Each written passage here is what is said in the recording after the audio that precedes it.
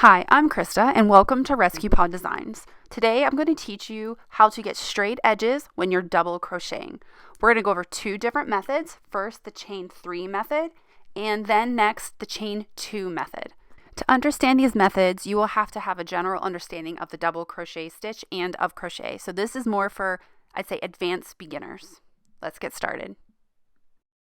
We're going to start with the chain 3 method, and the most important thing to remember about the chain 3 method is that your chain 3s will count as a stitch. They will always count as a stitch. To show you the chain 3 method, I've already done 2 rows of double crochets using the chain 3 method, and I'm going to show you the third row, chain 3. And remember, this counts as a stitch. We're going to turn our work. Since we already have one stitch lining up with the chained below, we're going to skip a stitch and work directly above the next single crochet, which you can see right here. So we're going to double crochet. Now we have 2 double crochets in this row. So we're going to double crochet across the rest of the row.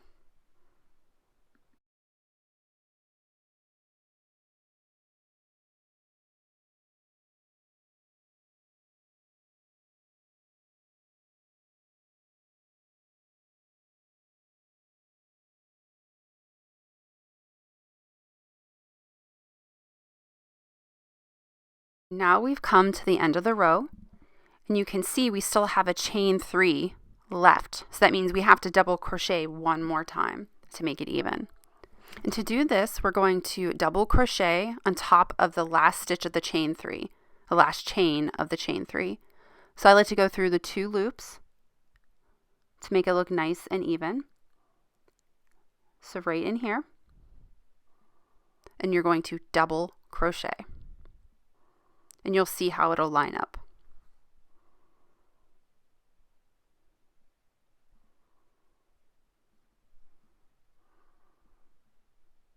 And when you use this method, you will see how each of the double crochets and the chains that count as double crochets line up to be perfectly even, which will give you beautiful straight edges.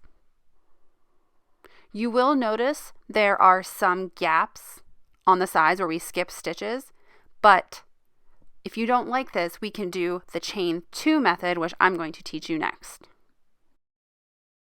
With the chain 2 method, we're going to start each row with a chain 2, and it does not count as a stitch. So to begin, you chain 2 on your double crochet row, and we're going to work into the first stitch. There's no skipping stitches because that chain 2 does not count as a stitch. So you're going to double crochet and then double crochet into each stitch across.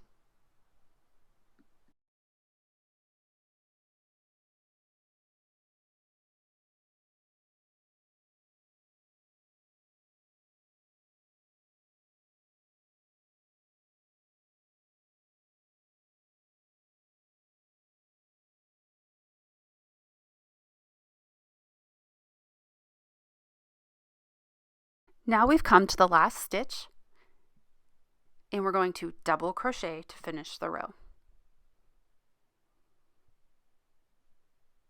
And you can see how when you use the chain 2 method, how even the sides are, and you don't have that gap like you do with the chain 3.